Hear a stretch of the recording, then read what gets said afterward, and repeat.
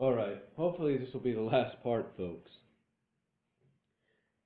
But continuing on, and I quote, um, they show some panels here, and this is what they say. We know Sonic doesn't really love Fiona like Sally. And then they show a panel here from, I think it's 171, I think, the issue before the betrayal.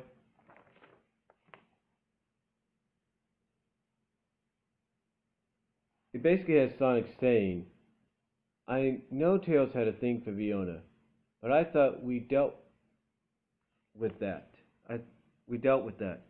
If she keeps this up, though, he can have her.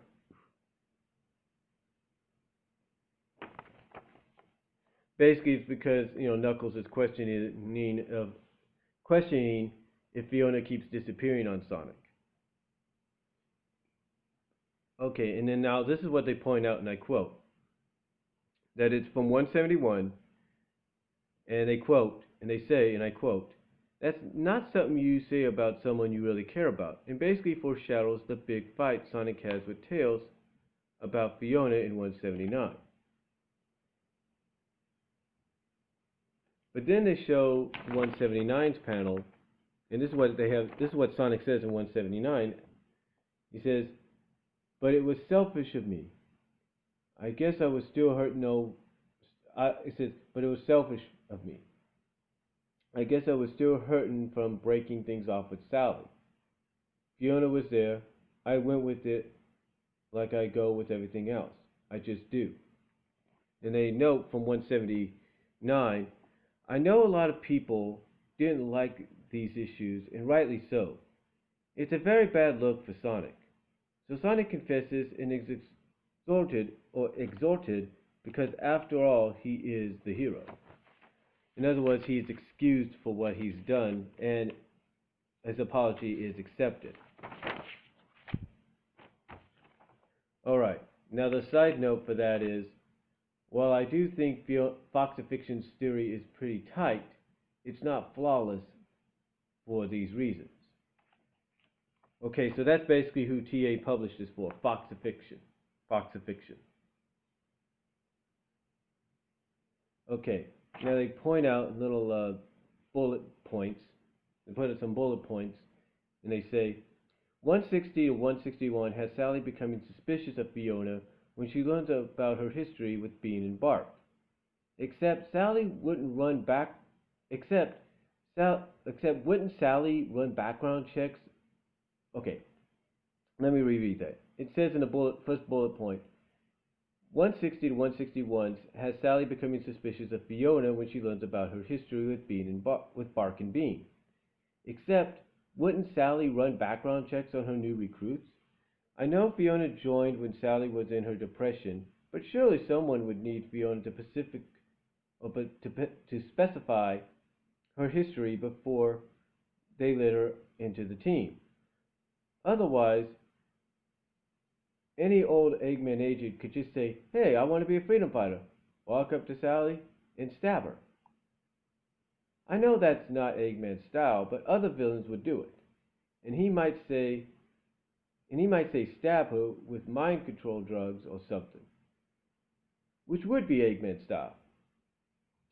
The whole scene that Flynn uses to spark a conflict between Sally and Fiona is a plot hole, because Fiona could never get into the Freedom Fighters without telling Sally, or someone screening for Sally, who would also report back to her about her history.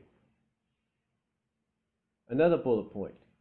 There's still no reason why Fiona wouldn't say, quote, "Hey, Evil Sonic, make a move on me." I almost felt for. Okay, the other bullet point they bring out is, there's still no reason why Fiona wouldn't say, "Hey, Evil Sonic," or "Hey, Evil Sonic made a move on me. I almost fell for it, but then I realized who he was. You know I hate being lied to, so he was out on his tail pretty quickly. The first time. And there's also no reason why she wouldn't say, "Guys, Scourge showed up and tried to seduce me." Or at least to Sonic, who, as far as she knows, still trusts her, even if he's not feeling a spark in the relationship. After all, he defended her from Sally's pothole rage, and Fiona would probably understand Sonic being more cautious in relationships after 134. The other bullet point: Fiona has a brutal hatred of the villains. She was eager to oppose any and all evils they encountered, and yet she falls for a card-carrying villain? No.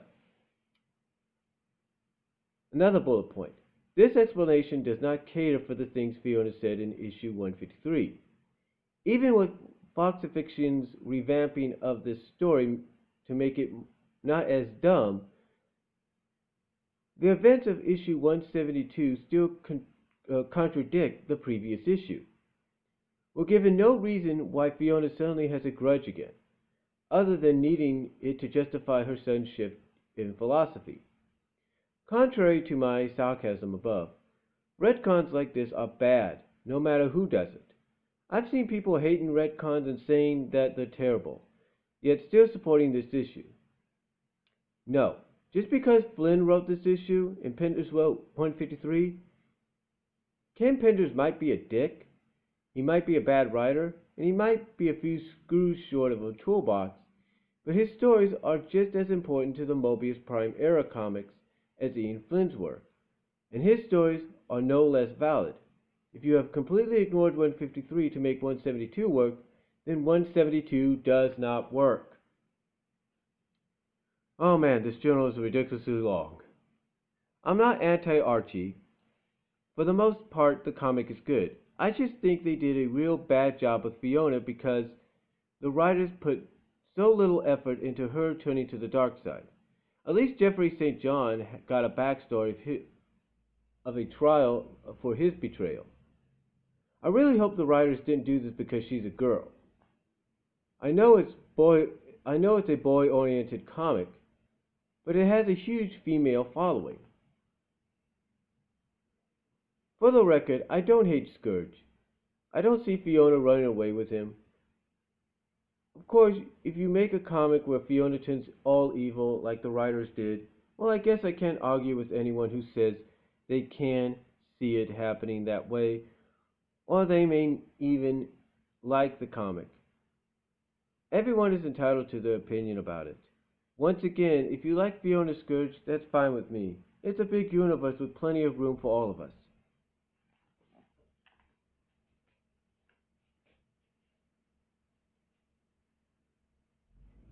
Okay, just taking the time there. Alright, continuing on. I also must confess, a part of me does like the badass mentally. I also must confess, a part of me does like the badass mentally Fiona mentality. Okay, let me reread that. I also must confess, a part of me does like the badass mentality Fiona has gained. However, the flip-flop was executed so badly, once you peeled back the first layer and actually started looking where the footnotes led you, if you're going to brutalize a long-time character like this, at least put more effort into it. It's like the writers didn't think she was worth it, and if the writers didn't think a character is worth it, why should we think any of the other characters are worth it? Does Fiona make a good villain? Of course she does. But it's how they did it and who it was with that just really is a misjustice. Then the arc ended and nothing else happened. I got a gut feeling Fiona, Scourge, and the rest of the gang was shelved after Sonic Universe 32, with or without Pender's lawsuit. I think Archie was told to bury this group and not use them again for some reason. I heard it's because of Metal Sonic coming back. I found it sad that Fiona would spend the rest of eternity buried with Scourge with no resolution. So in conclusion, anyone coming across this DA account in some future time and wonders what was the madness behind these stories, this is basically it. I thought the writers did a horrible disservice to a character who started life with some major issues happening to her, and then make it all the way to becoming something special. Then she just throws it away for a bad boy with no rhyme or reason. I guess I just had to fulfill that reason and give it a better ending. So if I haven't lost you already with this long-winded journal, please enjoy the stories I wrote if you wish to read them. And then the side note is, okay, and now we're back to me.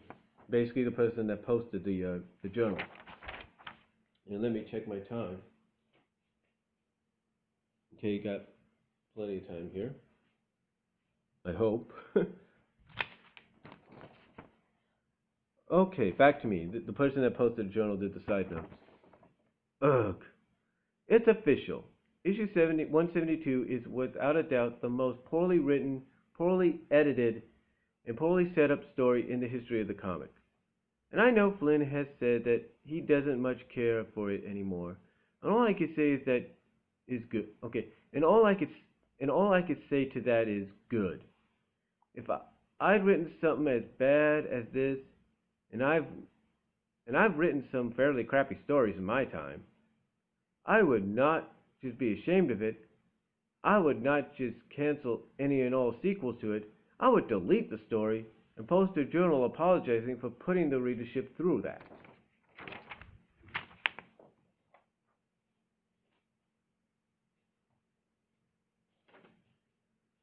Whether Fiona is a good character or not has been a point of contention here at Archie Sonic for a long time.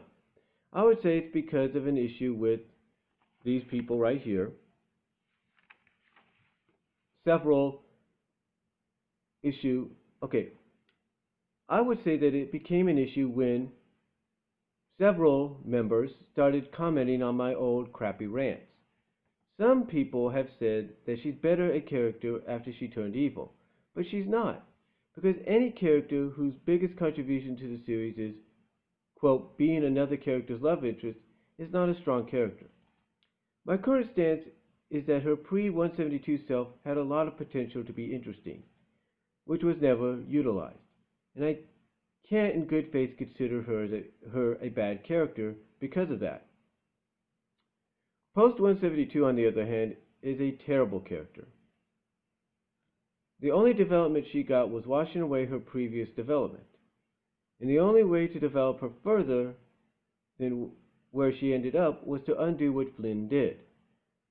We knew nothing about her motives, nothing about what she wanted, and really nothing about her. All she was another reason for Scourge to be a smug asshole about everything. Oh sure, she filled slots in the Destructive and Suppression Squad slots.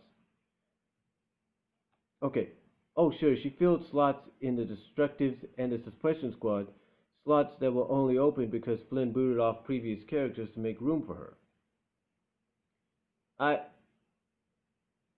just don't want to argue about that issue. I'll let you say your pieces on it. I'm not responding to any rebuttals in my usual text walls anymore. It'll be just a waste of your time, since nothing anyone could say is going to convince me that this was a good move. Thanks to, I guess, FoxAffliction or whoever, for writing this interesting piece.